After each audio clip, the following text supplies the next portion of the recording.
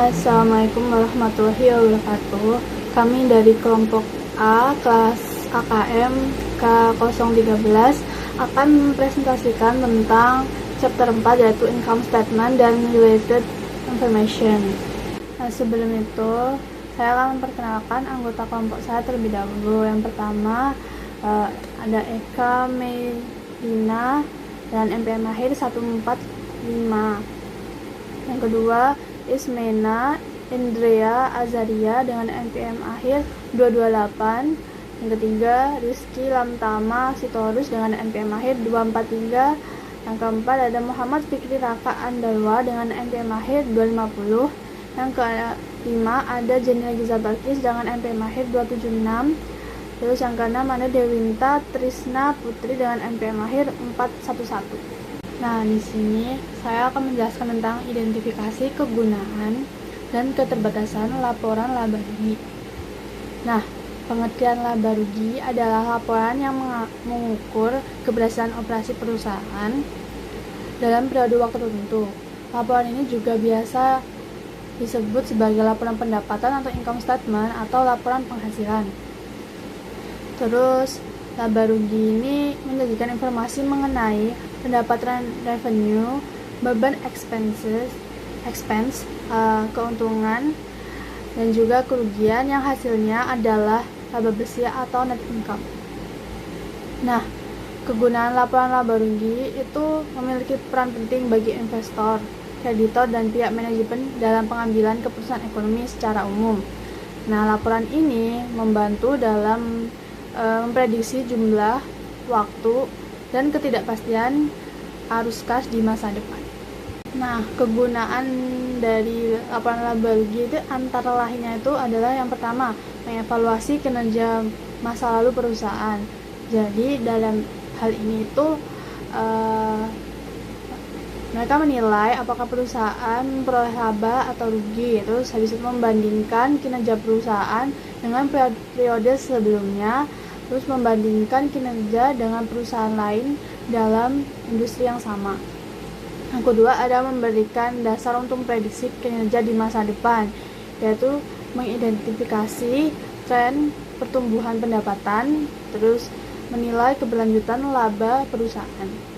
Yang ketiga ada menilai resiko dan ketidakpastian arus kas, yaitu dengan membedakan antara operasi berlanjutan dengan operasi yang diberhentikan. Terus mengidentifikasi komponen pendapatan yang rutin dan tidak rutin. Terus menilai stabilitas laba perusahaan. Selanjutnya ada keterbatasan laporan laba rugi. Nah, yang pertama itu ada perusahaan menghilangkan pos-pos dari laporan laba rugi yang tidak dapat mereka ukur. Contohnya seperti reputasi merek, terus loyalitas pelanggan, kualitas sumber daya manusia, goodwill internal. Nah, elemen di atas tadi dapat meningkatkan nilai perusahaan namun tidak dicatat dalam laporan laba rugi karena sulit diukur secara andal. Jadi unsur-unsur tersebut itu sering tidak diakui dalam laporan laba rugi. Terus yang kedua ada angka pendapatan dipengaruhi oleh metode akuntansi yang digunakan, yaitu ada metode penyusunan atau garis lurus versus dipercepat, terus metode penilaian persediaan, terus ada kebijakan estimasi akuntansi. Nah, perbedaan metode akuntansi dapat menghasilkan laba yang berbeda meskipun kondisi ekonomi sama. Nah, akibatnya perbandingan antara perusahaan bisa menjadi kurang relevan. Selanjutnya itu ada lanjutan dari keterbatasan laporan laba rugi tadi. Yang nomor 3 itu pengukuran pendapatan melibatkan pertimbangan. Nah, pengukuran laba melibatkan estimasi ini seperti umur, manfaat aset, terus ada beban garansi, piutang tak tertatih, terus penurunan nilai aset. Terus ada kualitas pendapatan. Nah, perusahaan ini sering melakukan manajemen laba untuk memenuhi target dan ekspektasi investor dengan cara mengatur waktu pengakuan pendapatan atau beban. Praktik ini bisa membuat lab terlihat lebih baik atau lebih stabil. tetapi dapat menurunkan kualitas laba karena tidak mencerminkan kondisi ekonomi yang sebenarnya. Akibatnya, kepercayaan investor dan keakuratan prediksi kinerja di masa depan bisa terganggu. Pada slide ini dijelaskan mengenai isi dan format laporan laba rugi. Laporan laba rugi merupakan laporan keuangan yang merangkum pendapatan dan beban perusahaan dalam satu periode untuk mengetahui apakah perusahaan memperoleh laba atau rugi. Unsur utamanya terdiri dari pendapatan dan beban. Pendapatan mencerminkan peningkatan aset atau penurunan kewajiban yang menambah ekuitas, sedangkan beban adalah penurunan aset atau peningkatan kewajiban yang mengurangi ekuitas. Secara umum, komponen dalam laporan laba rugi dimulai dari penjualan hingga pokok penjualan, beban operasional, hingga akhirnya menghasilkan laba bersih. Slide ini menjelaskan format laporan laba rugi yang dapat disajikan dalam dua bentuk, yaitu bentuk rinci dan bentuk ringkas. Bentuk rinci menampilkan setiap komponen pendapatan dan beban secara lebih detail, sehingga pembaca dapat melihat sumber laba atau rugi secara lebih jelas. Sedangkan bentuk ringkas menyajikan informasi secara lebih sederhana dengan pengelompokan beberapa akun, sehingga lebih mudah dipahami secara umum. Keduanya tetap menghasilkan informasi akhir berupa laba bersih perusahaan. Baik, selanjutnya ada laporan berbagai item pendapatan. Yang pertama ada laba kotor. Laba kotor ini cara mencarinya adalah dengan mengurangi biaya yang sudah terjual dari penjualan bersih. Di sini laba kotor ini berguna untuk mengevaluasi kinerja dan memprediksi pendapatan di masa mendatang.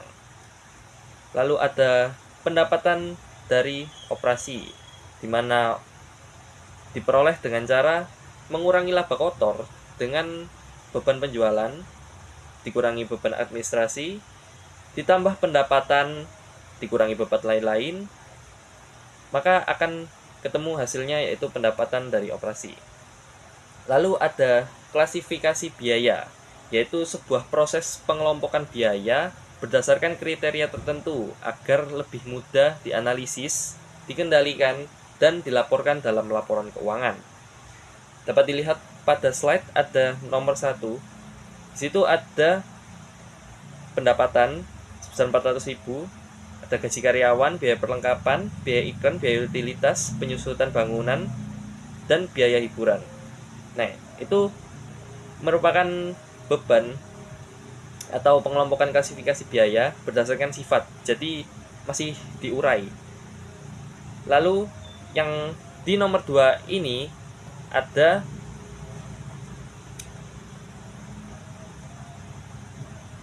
pendapatan, biaya layanan, biaya penjualan, dan biaya administrasi. Nah, itu udah dikelompokkan berdasarkan dengan fungsinya. Jadi sebenarnya sama untuk yang nomor 1 dan nomor 2, dapat dilihat hasilnya. Cuman itu dijadikan satu aja berdasarkan klasifikasi dari fungsi pengeluaran biayanya. Lalu di dalam akuntansi ini sempat muncul yang namanya pertanyaan, apakah keuntungan dan kerugian yang tidak biasa harus dimasukkan dalam laporan laba rugi atau langsung dicatat ke laba ditahan? Apa sih pengeluaran tidak biasa itu? Nah, di sini pengeluaran tidak biasa itu adalah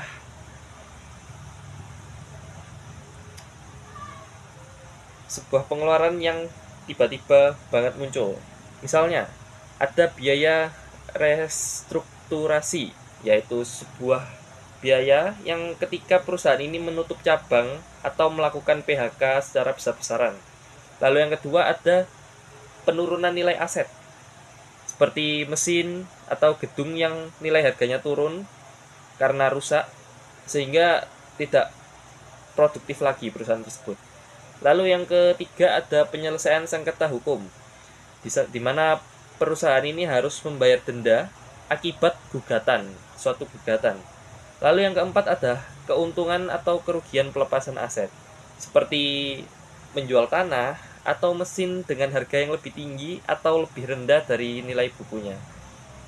Nah, hal ini tuh didebatkan karena memang laporan laba rugi atau yang tidak biasa ini tidak terjadi setiap tahun. dan tiba-tiba jumlahnya sangat besar, bisa untung besar atau rugi besar. Lalu sehingga sebagian orang berpendapat bahwa item ini lebih baik dipisah agar tidak mengganggu sistem kinerja operasional suatu perusahaan. Selanjutnya ada pendapatan sebelum pajak penghasilan, di mana cara mencari pendapatan sebelum pajak ini dengan cara mengurangi pendapatan dari operasi dengan biaya pembiayaan atau beban bunga. Menurut International Accounting Standard Board atau IASB, perusahaan ini harus memisahkan dua hal, yaitu aktivitas operasi, yaitu menghasilkan laba dari bisnis inti, dan aktivitas pembiayaan, yaitu bagaimana cara perusahaan tersebut memperoleh dana, seperti utang dan obligasi. Tujuannya apa? Untuk penganalisis ini agar dapat melihat apakah laba di perusahaan ini berasal dari operasional yang kuat atau justru terbeban atau terlilit hutang. Pada slide tersebut ada contohnya di mana perusahaan jaringan kereta api ini melaporkan biaya keuangan sebesar 2.200 juta. Biaya ini terdiri dari bunga pinjaman, obligasi, instrumen derivatif, serta biaya terkait program utang. Di mana total biaya pinjaman awalnya di sini sebesar 2.383 juta. Tetapi karena dikurangi dengan biaya yang dikapitalisasi sebesar 183 juta, maka total biaya keuangan yang diperoleh adalah 2.200 juta. Nah, angka 2.200 juta ini akan dikurangkan dengan dari laba operasi untuk menghasilkan pendapatan sebelum pajak. Lalu ada laba bersih. Laba bersih ini didapat dari pendapatan sebelum pajak dikurangi pajak penghasilan. Lalu ada juga laba per saham, di mana atau EPS, earning per share. Sini cara mencarinya adalah dengan cara laba bersih dikurangi dengan dividend preference, lalu hasilnya dibagi dengan rata-rata saham biasa. Itu ada contohnya, di mana laba bersih rata-rata tertimbang saham ya. Jadinya ketemu hasilnya 3 EPS-nya. Situ laba bersihnya ketemu 350.000, dan untuk dividen preferennya 50.000, sehingga dibagi dengan 100.000, yaitu rata-rata saham biasanya akan ketemu $3. Kenapa sih EPS ini penting untuk perusahaan? Karena untuk investor menilai suatu perusahaan, lalu dasar perhitungannya price earning ratio atau PER, lalu dapat membantu untuk membandingkan profitabilitas antar perusahaan, dan juga EPS ini wajib ditampilkan di dalam laporan laba rugi perusahaan terbuka. Jadi ketika EPS ini semakin tinggi, maka investor ini akan tertarik dalam perusahaan tersebut. Baik, selanjutnya ada operasi yang dihentikan. Di sini apa sih operasi yang dihentikan ini? Adalah suatu bagian dari bisnis yang sudah dijual atau akan dijual, dan biasanya ini merupakan lini usaha utama perusahaan. Bagaimana cara menyajikannya? Yang pertama adalah dipisah dari operasi normal perusahaan, lalu disajikan setelah pajak, dan yang terakhir ditampilkan sebelum laba bersih. Pada tabel ada perhitungannya, yaitu pendapatan dari operasi, lalu operasi yang dihentikan, ada kerugian dari pengoperasian divisi elektronik yang dihentikan, dan ada kerugian dari pelepasan divisi elektronik, yaitu sebesar 19.200.000. Lalu ada alokasi pajak intraperiode, di mana pajak ini dibagi sesuai dengan sumber labanya, bukan dihitung dari secara keseluruhan. Ketika ada kerugian operasi yang dihentikan sebesar 100.000, maka tarif pajaknya 30%, sehingga maka pengaruh pajaknya adalah 30.000 dan kerugiannya menjadi 70.000. Lalu untuk bagian laporan laba rugi yang di atas kanan ada penjualan, harga pokok penjualan, laba kotor, beban operasi, laba operasi, pajak, operasi yang dihentikan, dan earning per share. Nah, itu dapat dilihat pada tabel yang sebelah kanan. Lalu ada yang terakhir adalah alokasi untuk kepentingan non pengendali. Apa sih alokasi kepentingan untuk non pengendali ini? Langsung saja masuk ke contohnya. Nah, ketika suatu perusahaan ini memiliki lebih dari 50% saham anak perusahaan, nah, laporan keuangan ini akan dikonsolidasikan dan labanya akan dibagi antara pemilik induk dan pemilik minoritas atau non pengendali, di mana bagian non pengendali ini bukan beban sebenarnya, tapi bagian laba yang menjadi hak pemegang saham minoritas. Nah, di sini ada pelaporan perubahan dan kesalahan akuntansi. Yang pertama, ada perubahan prinsip akuntansi. Itu terjadi ketika perusahaan mengadopsi prinsip akuntansi yang berbeda dari yang sebelumnya digunakan. Contohnya, pindah dari metode FIFO ke rata-rata tertimbang. Perubahan ini hanya boleh dilakukan jika prinsip baru dianggap lebih baik dan memberikan informasi yang lebih relevan. Metode pelaporannya itu penyesuaian retrospektif, yaitu menyusun ulang laporan keuangan tahun-tahun sebelumnya seolah-olah prinsip baru sudah dilakukan sejak dulu. Yang kedua, mencatat dampak kumulatif pada saldo awal laba ditahan periode paling awal yang disajikan. Di sini ada ilustrasi perubahan prinsip dari Gilbert Inc. beralih dari metode FIFO ke rata-rata tertimbang pada tahun 2022.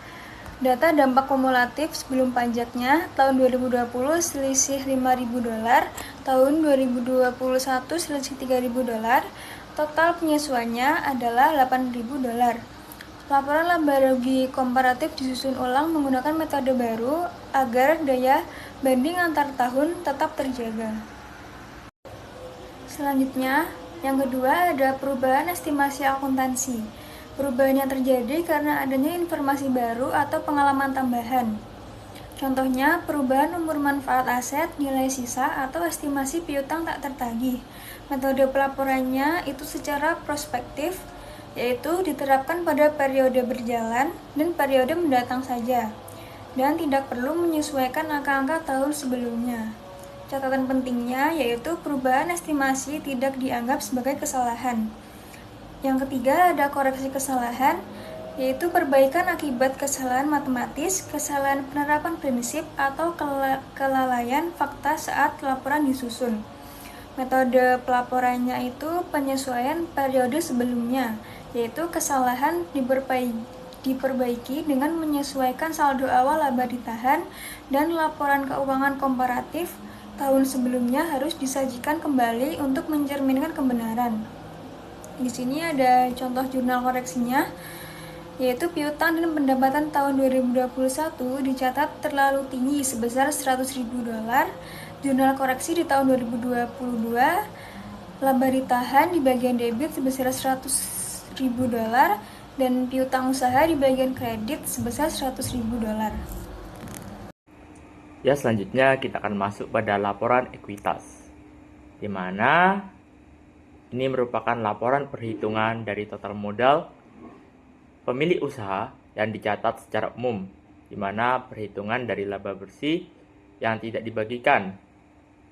Yang kita ketahui di mana laba bersih dikategorikan menjadi dua jenis, yaitu dividen, yaitu dibagi kepada para pemilik, dan juga terdapat retained earnings, menjadi laba ditahan atau laba yang tidak dibagikan kepada para pemilik, yang digunakan untuk meningkatkan aset perusahaan.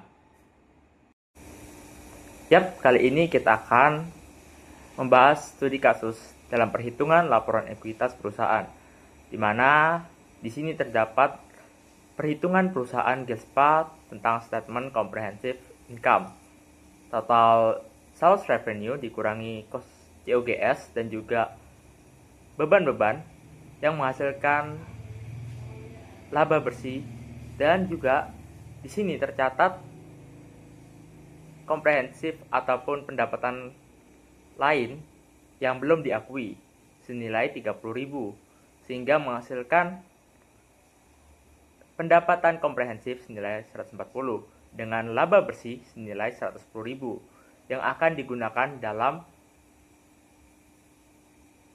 perhitungan laporan ekuitas.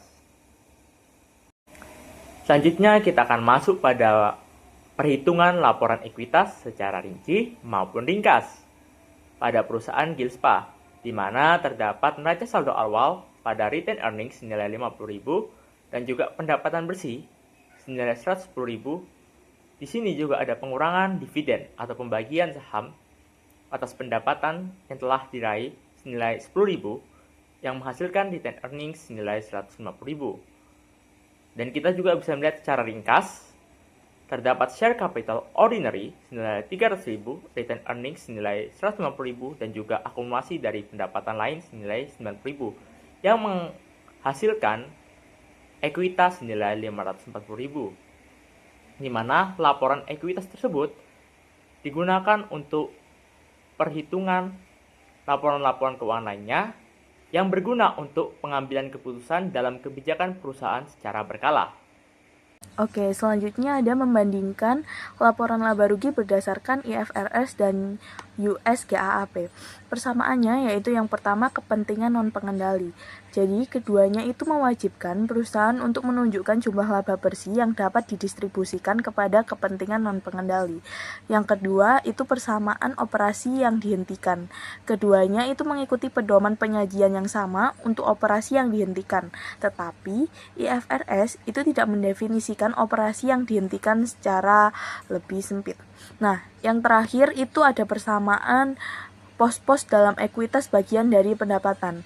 Keduanya itu memiliki pos-pos yang diakui dalam ekuitas sebagai bagian dari pendapatan komprehensif lainnya, tetapi tidak mempengaruhi laba bersih. Baik GAAP maupun IFRS memperbolehkan pendekatan satu laporan atau dua laporan untuk menyusun laporan pendapatan komprehensif. Nah, selanjutnya ada perbedaan. Yang pertama itu ada perbedaan dari segi format laporan laba rugi. GAAP itu mengenal format satu langkah atau yang kita biasa kenal dengan single step, atau beberapa langkah itu nama lainnya multiple step. Nah, sedangkan IFRS itu tidak secara spesifik menyebutkan pendekatan satu atau beberapa langkah tersebut. Nah, yang kedua perbedaannya itu terletak pada klasifikasi beban. GAAP itu mewajibkan penyarian beban itu berdasarkan fungsinya, sedangkan IFRS itu memperbolehkan klasifikasi beban berdasarkan sifat atau fungsinya. Nah, yang ketiga itu ada perbedaan dari persyaratan informasi minimum. GAAP itu tidak memiliki standar minimum umum, tetapi memiliki peraturan yang disebut SEC di Amerika Serikat. Nah, peraturan tersebut itu sangat kaku dan ketat. Sedangkan IFRS itu menetapkan item-item minimum tertentu yang wajib hadir dalam laporan laba rugi. Nah, yang keempat ada definisi ukuran kunci atau keyword. Jadi, GAAP itu mendefinisikan banyak keyword dan membatasi pelaporan informasi. Sedangkan IFRS itu tidak mendefinisikan secara kaku keywordnya itu seperti pendapatan dari operasi itu diperbolehkan. Nah, yang terakhir ada perbedaan dari akuntansi revaluasi. Nah, GAAP ini melarang penggunaan akuntansi revaluasi pada aset, sedangkan IFRS itu mengizinkan revaluasi aset tetap dan aset tak berwujud di mana dampaknya dilaporkan dalam pendapatan komprehensif lainnya. Nah, hal ini itu mempengaruhi ekuitas bukan laba bersih. Selanjutnya kita masuk ke bab 5 yaitu Statement of Financial Position and Statement of Cash Flows yang disusun oleh kelompok A, mata kuliah akuntansi keuangan menengah 1, kelas K03 dengan dosen pengampu Ibu Yuli. Oke, jadi yang pertama itu ada kegunaan, keterbatasan, dan isi dari laporan posisi keuangan. Yang pertama itu ada kegunaan laporan posisi keuangan. Jadi laporan posisi keuangan ini biasanya kita sebut neraca, itu melaporkan aset, liabilitas, dan ekuitas perusahaan pada tanggal tertentu. Kegunaannya meliputi yang pertama itu ada menghitung tingkat pengembalian. Nah, di sini laporan posisi keuangan itu berperan sebagai memberikan dasar untuk menghitung tingkat pengembalian atau return perusahaan. Yang kedua ada mengevaluasi struktur modal. Nah, di sini itu perannya bisa membantu menilai bagaimana perusahaan mendanai operasinya. Yang ketiga ada menilai resiko dan arus kas masa depan. Digunakan oleh analisis untuk memprediksi jumlah waktu, ketidakpastian, arus kas di masa yang akan datang. Lalu ada menilai likuiditas, solvabilitas, dan fleksibilitas keuangan. Likuiditas di sini yang dimaksud yaitu waktu yang dibutuhkan hingga aset menjadi kas atau kewajiban yang harus dibayarkan. Sedangkan solvabilitas itu kemampuan perusahaan untuk membayar utangnya saat jatuh tempo. Nah, sedangkan yang fleksibilitas itu kemampuan perusahaan mengambil tindakan efektif untuk mengubah arus kas agar bisa merespons kebutuhan dari peluang yang tidak terduga. Lalu yang kedua itu ada keterbatasan laporan posisi keuangan. Nah, jadi laporan posisi keuangan itu mempunyai batasan utama yang perlu diperhatikan oleh pengguna laporan. Yang pertama itu ada biaya historis. Nah, biaya historis ini sebagian besar aset dan liabilitas itu dilaporkan berdasarkan biaya historis sehingga sering dikritik karena tidak menyajikan nilai wajar yang lebih relevan. Yang kedua ada penggunaan pertimbangan dan estimasi. Jadi banyak item yang ditentukan berdasarkan perkiraan, seperti masa manfaat aset atau jumlah piutang yang dapat ditagih. Yang ketiga ada item bernilai yang dihilangkan. Banyak aset yang memiliki nilai finansial signifikan, namun tidak dapat dicatat secara objektif, seperti keterampilan karyawan atau sumber daya manusia, reputasi, dan basis pelanggan. Selanjutnya ada isi dan klasifikasi laporan posisi keuangan. Jadi, untuk memberikan informasi yang lebih detail, laporan ini itu diklasifikasikan ke dalam 3 elemen utama yang dibagi menjadi subkategori. Yang pertama itu ada aset atau sumber daya ekonomi. Nah, aset ini dibagi menjadi 2, ada aset tidak lancar dan aset lancar. Nah, aset tidak lancar yaitu aset yang tidak diharapkan untuk diubah menjadi kas ke dalam 1 tahun atau siklus operasi. Contohnya seperti investasi jangka panjang, properti itu meliputi pabrik dan peralatan, terus ada aset tidak berwujud dan aset lainnya. Nah, kategori aset yang kedua itu ada aset lancar, yaitu kas atau aset lain yang diharapkan menjadi kas atau dikonsumsi dalam 1 tahun atau siklus operasi. Contohnya seperti persediaan, piutang, dan dibayar di muka. Lalu kategori yang kedua itu ada liabilitas atau kewajiban. Nah, kewajiban ini juga dibagi menjadi 2. Yang pertama ada kewajiban jangka panjang.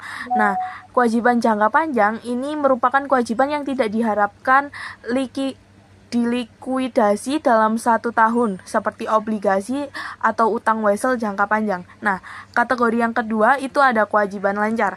Kewajiban lancar itu kewajiban yang diharapkan diselesaikan dalam siklus operasi normal atau 1 tahun, seperti utang dagang atau gaji terutang.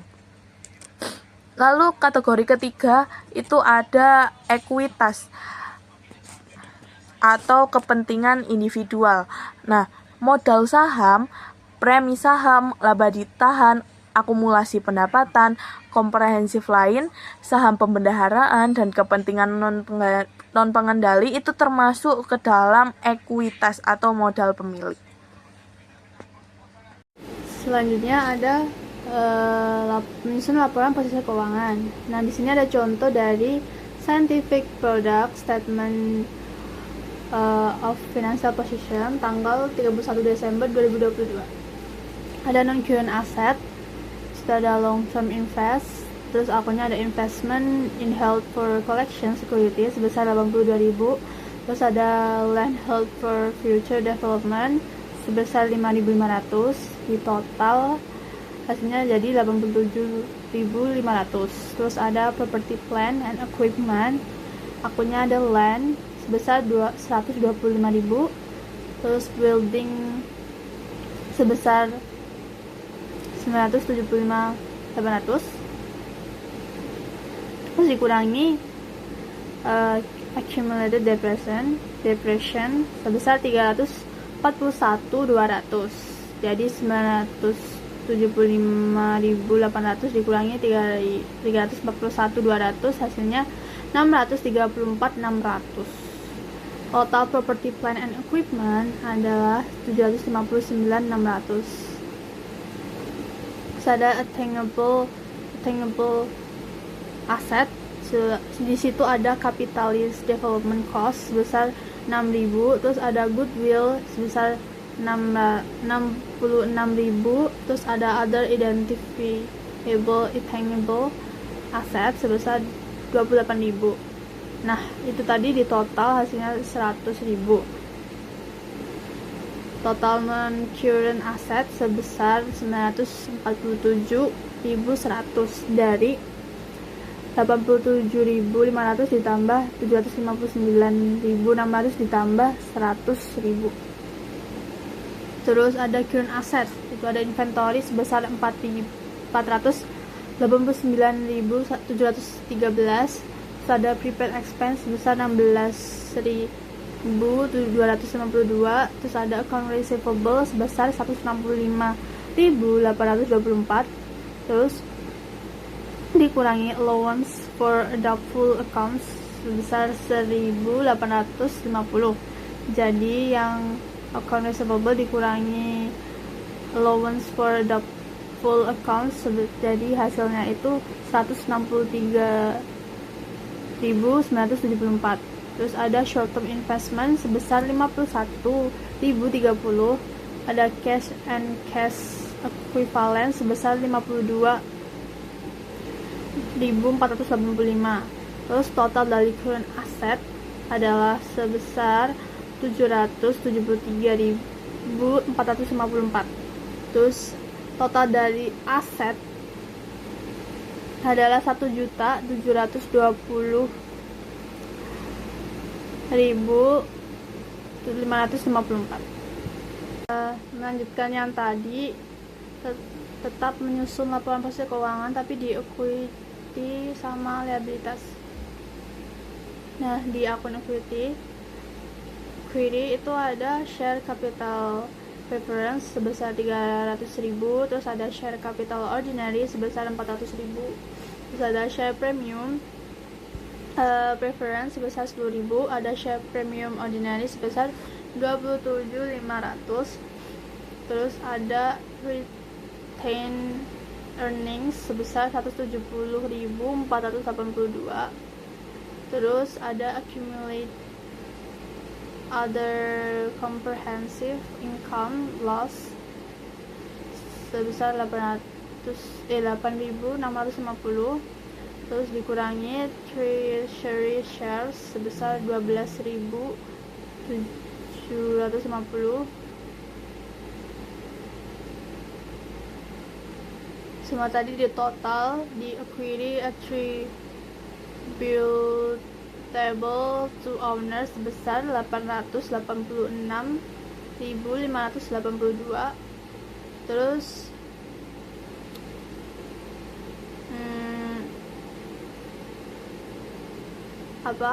terus ada akun non-controlling interest sebesar 13.500. Habis itu di total keseluruhan dari semua tadi jadi 886.582 ditambah 13.500, total equity-nya sebesar 900.082.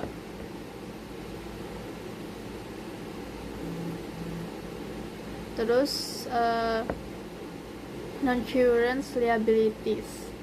Di situ ada bond liabilities to January 31 Januari 2031. Terus sebesar 425.000. Terus ada provision relate to pension sebesar 75.000. Di total hasilnya di total non-current liabilities ada 500.000. Terus ada current liabilities, akunnya ada notes payable sebesar 80.000. Terus ada account payable sebesar 197.532. Terus ada interest payable sebesar 20.500. Terus ada salaries and wages payable sebesar 5.560. Maaf. Terus ada provisions related to warranties sebesar 12.500. Terus ada deposit received from customer sebesar 4.380. Jadi total current liabilities tadi di total semua dari 80.000 sampai 4.380, totalnya ada 320.472. Nah, total dari liabilities adalah total liabilities dari yang total non current liabilities yang 500.000 tadi ditambah 320.472.000 jadinya 820.472. Nah, terus total equity and liabilities adalah 1.720.554. Oke, di sini kita akan membahas laporan arus kas. Untuk tujuan arus kas sendiri ini untuk memberikan informasi mengenai penerimaan dan pengeluaran kas selama satu periode. Laporan arus kas ini untuk membantu menjawab bagaimana atau dari mana kas ini diperoleh, lalu untuk apa kas ini digunakan, dan berapa kenaikan atau penurunan kas dalam suatu perusahaan. Untuk isi dari laporan arus kas sendiri ada 3 aktivitas. Yang pertama ada aktivitas operasi, yaitu suatu kas yang berasal dari kegiatan utama perusahaan seperti perusahaan, beban, ataupun pembayaran utang usaha. Lalu yang kedua ada aktivitas investasi, yaitu suatu kas yang berasal dari pembelian atau penjualan aset tetap, tanah, dan investasi. Lalu yang ketiga ada aktivitas pendanaan. Kas ini berasal dari terbitan saham, pinjaman, dan pembayaran dividen. Di situ ada tabelnya bagaimana cara menghitung arus kas. Oke, bagaimana sih cara menyusun laporan arus kas ini? Yang pertama, perusahaan ini harus mendapatkan informasi dari beberapa sumber laporan. Yang pertama adalah dari laporan posisi keuangan komparatif, lalu ada dari laporan laba rugi saat ini, dan yang ketiga dari transaksi terpilih, sebuah data transaksi terpilih. Lalu setelah mendapatkan informasi dari sumber tersebut, untuk menyusunnya perlu 4 langkah. Yang pertama adalah menentukan arus kas bersih yang dihasilkan oleh suatu aktivitas operasi. Dapat dilihat dalam tabel, itu aktivitas operasinya ketemu sebesar 10.000. Lalu yang kedua ada menentukan kas bersih yang dihasilkan dari aktivitas investasi dan pendanaan. Situ ada minus 15.000 ya, karena digunakan untuk pembelian tanah. Lalu yang ketiga ada tentukan perubahan seperti peningkatan atau penurunan kas selama periode tersebut. Dapat dilihat dari penghitungan arus kas yang dihasilkan dari operasi dan kas bersih dari aktivitas investasi itu dijumlahkan, akan ketemu kas itu meningkat atau menurun. Di tabel ini dapat kita lihat kas mengalami peningkatan ya, sebesar 31.000. Sehingga lalu tahap terakhirnya mencocokkan perubahan kas dengan saldo kas awal dan saldo kas akhir. Nah, ketika saldo kas awalnya itu 0, maka ya kita tulis 0 aja. Jika emang ada, maka ditulis ada. Nah, kas awal ditambah dengan peningkatan bersih ini tadi sebesar 31.000, maka kas pada akhir tahunnya sebesar 31.000. Oke, selanjutnya ada aktivitas non tunai. Sini penyusunan laporan arus kas di sebuah perusahaan, tidak semua aktivitas yang penting ini melibatkan uang tunai. Ada beberapa contoh aktivitas yang tidak menggunakan tunai. Yang pertama ada penerbitan saham yang berfungsi untuk pembelian aset, salah satu fungsinya. Lalu yang kedua ada konversi obligasi menjadi saham biasa. Lalu yang ketiga ada penerbitan utang untuk membeli sebuah aset. Lalu yang keempat ada pertukaran aset jangka panjang. Nah, sini laporan non tunai ini tidak tercatat di dalam arus kas, tapi dicatat di dalam laporan keuangan. Lalu di sini ada kegunaan dari laporan arus kas. Yang pertama ada memantau kesehatan keuangan suatu perusahaan. Lalu yang kedua ada berfungsi untuk pengambilan sebuah keputusan. Lalu yang ketiga menilai kemampuan membayar kewajiban. Lalu yang keempat untuk memprediksi arus kas di masa depan. Dan yang terakhir ada sebagai pembeda antara laba bersih dan arus kas bersih. Di sini juga terdapat arus kas bebas, di mana untuk perhitungannya yaitu arus kas operasi dikurangi dengan belanja modal dikurangi dengan dividen, maka akan menghasilkan arus kas bebas. Dapat dilihat pada perusahaan Nestor SA. Di sini menganalisis arus kas bebasnya.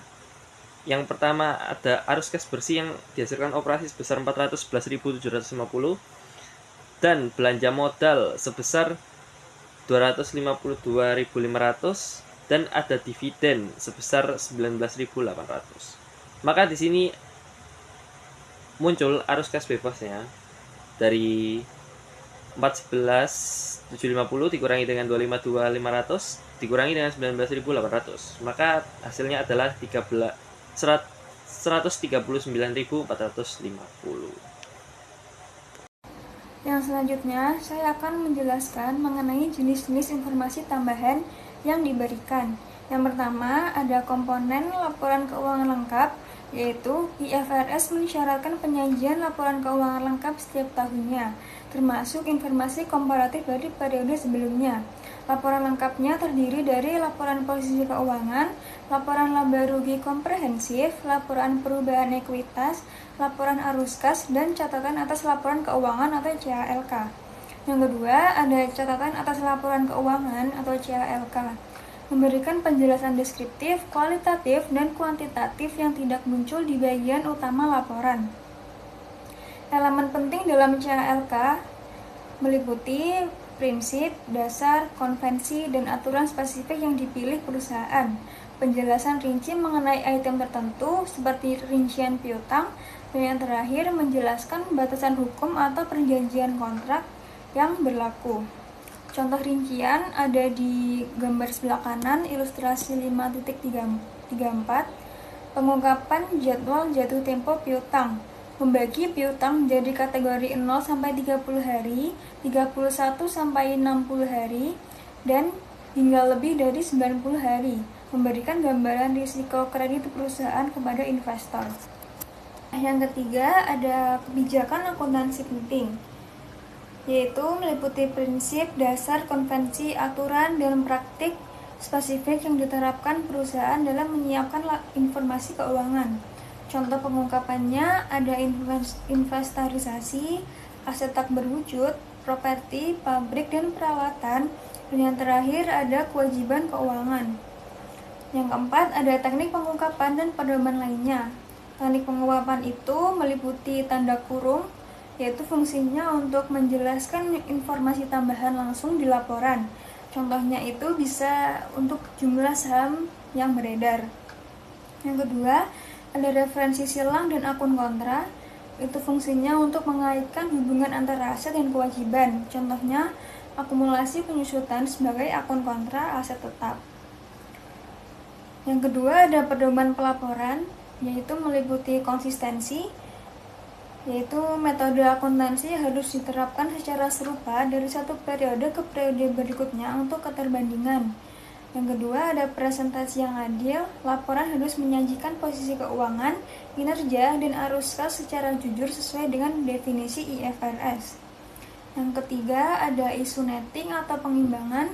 Secara umum, IFRS itu melarang pengimbangan aset dan liabilitas kecuali diizinkan secara khusus oleh standar. Selanjutnya kita akan masuk dalam penjelasan rasio keuangan, yaitu hubungan matematis antara satu data dengan data lain yang digunakan untuk menganalisis sebuah informasi keuangan pada suatu perusahaan. Sebagai contohnya, pada Acer Group yang memiliki aset senilai 186.390 juta dolar dengan kewajiban lancar senilai 149.315 juta dolar. Jika kita bisa asumsikan dalam rasionya, terdapat persentase aset lancar senilai 125% dari kewajiban lancar yang terjadi, dengan rasio aset lancar senilai 1,25 lebih besar daripada kewajiban lancar yang terjadi.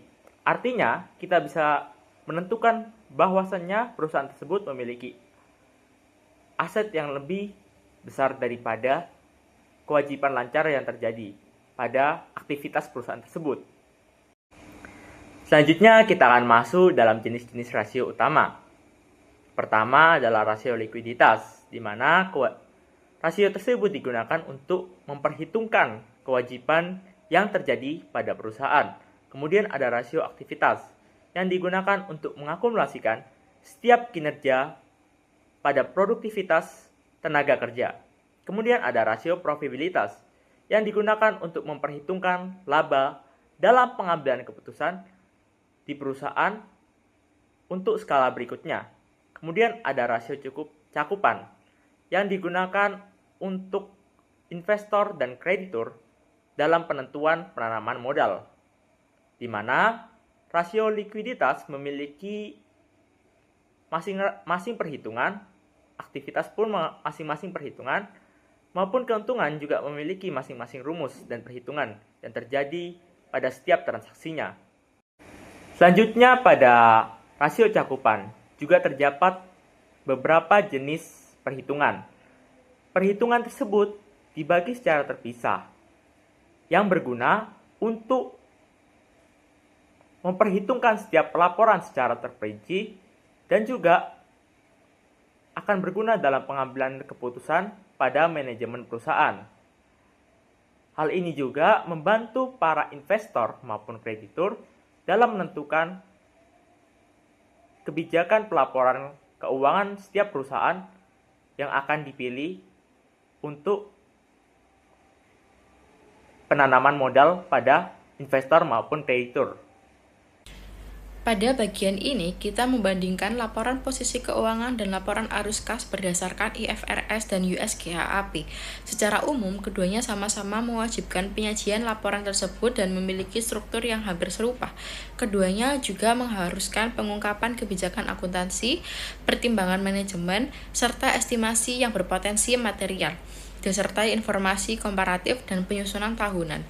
Kepentingan non-pengendali juga disajikan di bagian ekuitas. Lalu ada perbedaannya, yaitu terletak pada aturan dan penyajian. US GAAP mengharuskan perusahaan publik mengikuti ketentuan SEC dan biasanya menempatkan kas di awal sesuai urutan likuiditas. Sedangkan IFRS sering menempatkan kas di akhir sehingga urutannya terbalik. Selain itu, terdapat perbedaan istilah seperti saham biasa dalam US GAAP dan modal saham biasa dalam IFRS. Meskipun pernah ada upaya konvergensi, penyelarasan penuh tidak dilanjutkan karena struktur keduanya sudah dianggap cukup sejalan. Sekian presentasi yang telah kelompok kami sampaikan. Untuk kurang lebihnya mohon maaf. Wassalamualaikum warahmatullahi wabarakatuh.